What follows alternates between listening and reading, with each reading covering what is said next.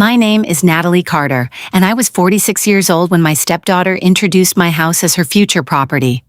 The worst part wasn't that she said it. The worst part was that nobody corrected her. Not my husband, not my mother-in-law, nobody. It happened on a Saturday afternoon in Savannah, Georgia. My husband, Brian, had invited his family over for a backyard cookout. Nothing unusual. His mother, Patricia, came. His daughter, Kayla, came, a few cousins, some neighbors. About 15 people total. The weather was perfect, the food was good. Everything looked normal, at least from the outside. I had been married to Brian for 9 years. Kayla was 22 now. We'd never been especially close. Never enemies, never friends, just polite, distant. The kind of relationship that survives because both people avoid difficult conversations. Around 4 o'clock, I walked inside to refill a tray of drinks. As I passed through the living room, I heard voices coming from the front hallway. Patricia was giving 2 neighbors a tour of the house. Again, she loved doing that, showing people rooms, talking about renovations, pointing out features. The strange thing was she always talked as if she owned the place. I usually ignored it. This time I couldn't, because I heard Kayla laughing. Then I heard one of the neighbors ask, "So who gets the house eventually?" The question sounded casual, harmless, the kind of thing people ask without thinking.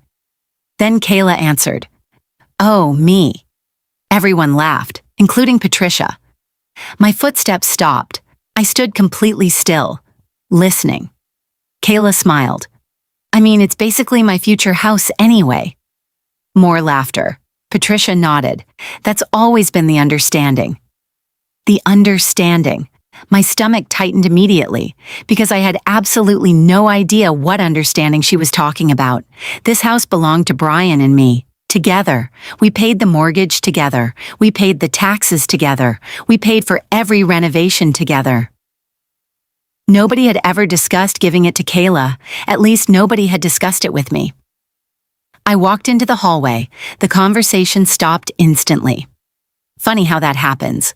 People get very quiet when the person they're talking about suddenly appears. I forced a smile. What understanding? Nobody answered, not immediately. Kayla looked away. Patricia adjusted her necklace. The neighbors suddenly became interested in the family photos hanging on the wall. Finally, Patricia laughed. "Oh, we're just talking." Just talking, the 3 most dangerous words in family conversations, because people rarely mean just talking. Usually they mean, "We said something we didn't want you to hear." I smiled politely, then carried the drinks outside, but the feeling stayed, the entire evening, a feeling that something had happened long before I entered that hallway, something I wasn't supposed to know about. Later that night, after everyone left, I found a folded piece of paper on the kitchen counter. At first I thought it was a grocery list. Then I opened it, and my stomach dropped. Because across the top were 4 words written in Patricia's handwriting. Future House Transition Plan. And underneath was my address. I stared at the paper for nearly a minute, certain I was misunderstanding it, certain there had to be another explanation. There wasn't. Across the top, in Patricia's handwriting, were the words, Future House Transition Plan. Underneath was my address. My house. The house Brian and I had spent 9 years paying for. The house where every room carried a memory. The kitchen we remodeled together. The patio we built during the pandemic. The living room where we'd celebrated birthdays, graduations, and holidays. And according to this document, someone had already started planning its future. Without me.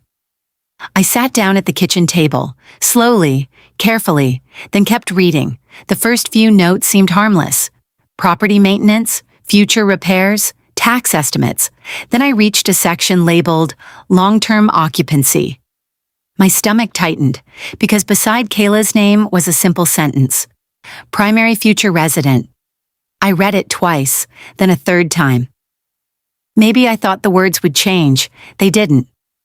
Primary future resident, not possibility, not discussion, not idea, decision. A decision somebody had apparently already made.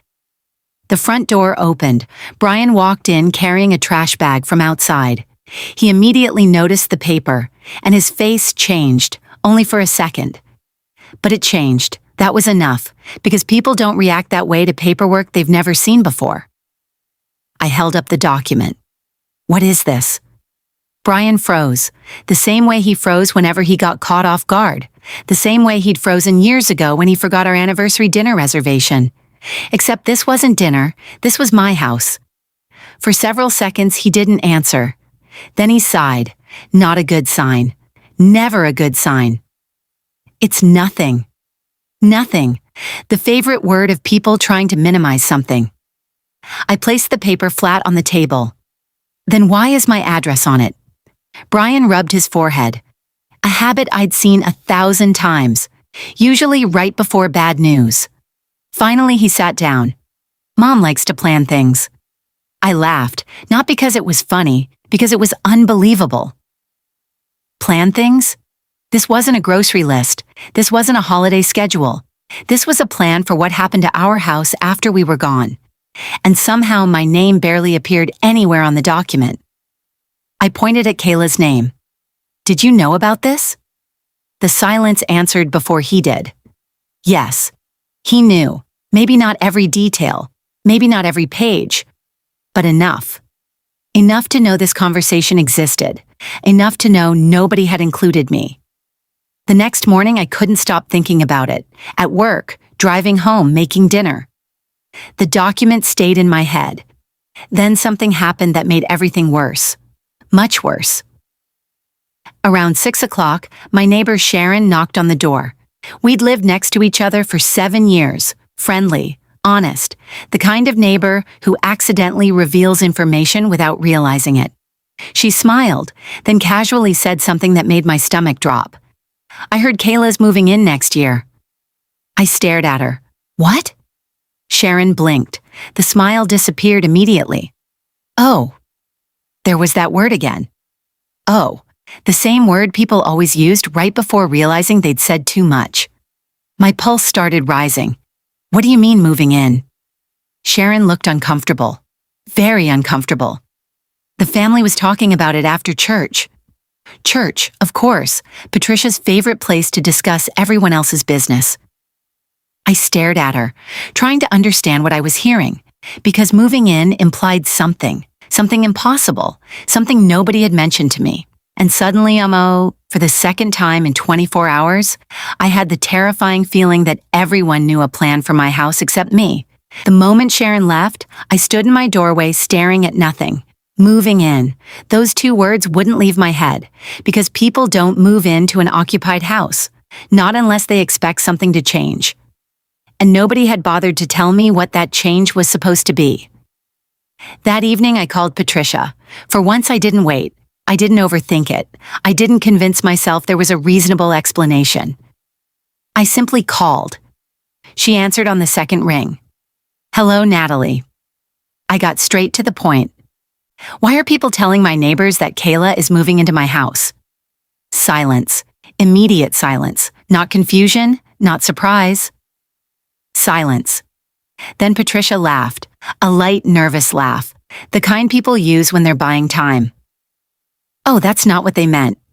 I closed my eyes, because that wasn't an answer. It was avoidance. What did they mean? Another pause. Then she said something that instantly made my stomach tighten. Well, eventually. Eventually, such a small word, such a dangerous word. I gripped the phone tighter. What does eventually mean? Patricia sighed, as if I was the difficult one, as if I was the person creating the problem. Kayla is Brian's only child. I waited, because that sentence explained absolutely nothing. Patricia continued. Naturally, the house would stay in the family. Stay in the family. I almost laughed, because apparently I wasn't considered family when these conversations happened. I ended the call 10 minutes later. Nothing had been resolved, nothing had been clarified, but one thing had become obvious. This wasn't a misunderstanding. This was an expectation that had existed for years. The next morning, I decided to find out exactly how long. That afternoon, while Brian was at work, I opened a cabinet in the home office looking for tax paperwork. Instead, I found something else, a large blue binder. Patricia loved binders. Every project, every holiday, every event, always a binder. I almost ignored it. Then I noticed a label. Family planning. My stomach dropped because suddenly I knew exactly who it belonged to. I opened it and immediately wished I hadn't. Inside were pages of notes, lists, property information, retirement plans, family discussions, years of them, years. I sat down at the desk and started reading. At first it seemed harmless. Vacation ideas, family reunions, birthday plans. Then I found a section labeled Carter Property. My house, our house. I turned the page and froze because there was a handwritten timeline. A timeline, one that stretched 5 years into the future. And according to that timeline, Kayla wasn't planning to move in someday. She was planning to move in next year. I stared at the page, unable to breathe for a second. There it was, written clearly. Move Kayla into guest suite. Year, next summer, not maybe, not discuss, not consider. Move, decision made, timeline created, problem solved, at least in their minds. I kept reading. The further I read, the worse it became. Furniture plans, room assignments, renovation notes, even ideas for converting my art room into a nursery someday. A nursery for a child that didn't even exist. I sat there completely stunned. Because these people weren't discussing possibilities. They were planning a future inside my house, room by room, without me.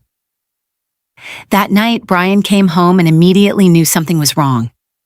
I was sitting at the kitchen table. The binder was open. The timeline sat between us.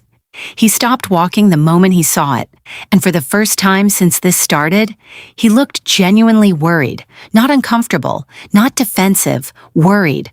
I pointed at the timeline, then quietly asked, "Exactly when were you planning to tell me that everyone else has a future planned for my house?" And judging by the look on Brian's face, he finally realized just how bad this had become. Brian looked at the timeline, then sat down, slowly, the way people sit when they know there is no good explanation left. For several seconds, neither of us spoke. The binder sat between us, open, exposed, years of plans, years of conversations, years of assumptions. Finally, Brian rubbed his forehead. I didn't think it would go this far. I stared at him, because that sentence told me everything. Not that he disagreed, not that he was shocked, only that he didn't expect it to become this obvious. I pointed at the page. Kayla moving into the guest suite next summer. He looked down, then quietly nodded. That hurt more than any argument could have, because until that moment, a small part of me still hoped this was all Patricia's fantasy. It wasn't. Brian knew. Maybe he hadn't written the plans. Maybe he hadn't created the timeline. But he'd allowed it to grow, year after year, without stopping it, without telling me, without including me. The next Sunday, I did something nobody expected. I invited everyone over, Patricia, Kayla, Brian, no cousins, no neighbors, no audience, just the people involved. When everyone arrived, I placed the blue binder in the center of the dining table. The room immediately became quiet. Patricia recognized it instantly. Kayla did too. Neither of them looked surprised. That was important, because it confirmed what I'd already suspected. These conversations weren't new. I simply hadn't been invited to them. I opened the binder to the timeline page, then calmly asked, "Can someone explain why there is a 5-year plan for my house?" Nobody answered for several seconds. Then Patricia finally spoke. "We were just planning ahead." Planning ahead. The phrase irritated me immediately, because planning ahead is booking a vacation. Planning ahead is saving for retirement. Planning ahead is not assigning bedrooms in someone else's house. I looked directly at Kayla, for the first time since this started. "Did you know about this?" She nodded, slowly. Then something unexpected happened. Kayla looked embarrassed. Actually embarrassed. Not defensive, not entitled, embarrassed. "I thought you knew." The room became silent, because there it was, the sentence that had caused this entire mess. "I thought you knew." Nobody asked, nobody confirmed, everybody assumed. One assumption built on another until an entire future existed without me. I took a deep breath, then said the words that needed to be said. This house belongs to Brian and me. Nobody argued. I continued. Nobody moves into it. Still silence. Nobody makes plans for it. Patricia looked down. And nobody decides its future except the people who actually own it. The room stayed quiet because there was no argument against that. None. For the first time since this started, Patricia didn't try to explain, didn't try to justify, didn't try to redirect. She simply sat there, thinking. A week later, something surprising happened. The binder disappeared completely. No more timelines, no more room assignments, no more future house plans. And a month later, Kayla asked if she could stop by for coffee. Just coffee. No agendas, no property discussions, no assumptions. During that conversation, she admitted something. She never expected the house.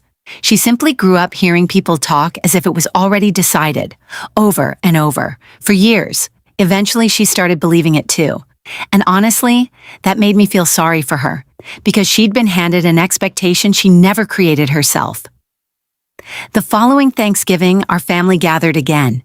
Same house, same dining room, same people. But something felt different, healthier, lighter, because for the first time in years, everyone understood something important. A house is not a family plan. A house is not a future promise. And a person's silence is not permission.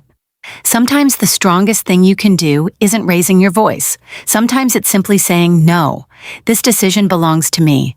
And once I finally said it, the entire conversation changed.